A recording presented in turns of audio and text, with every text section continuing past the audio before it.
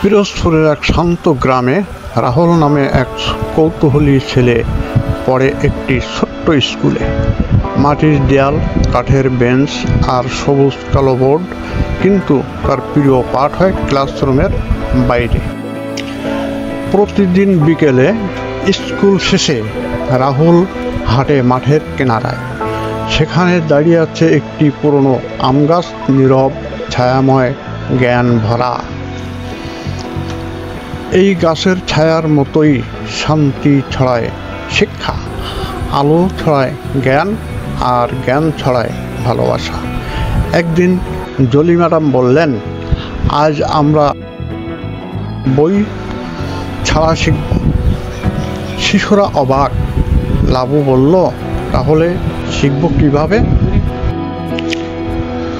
এই পাতার শিরা দেখো, যেমন গাছের ভেতর খাবার পৌঁছায়, তেমনই তোমাদের জ্ঞান পৌঁছাতে হবে অন্যদের কাছে।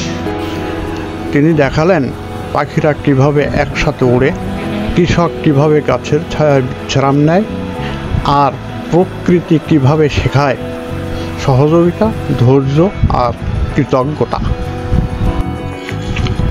সেদিন রাহুল প্রথমবার বুঝল, শিক্ষা শুধু বইয়ের পাতায় নয়, শিক্ষা লুকিয়ে আছে চারপাশের প্রতিটি জিনিসে। আজ আমি গাছের কাছ থেকে শিখেছি ভালোবাসা।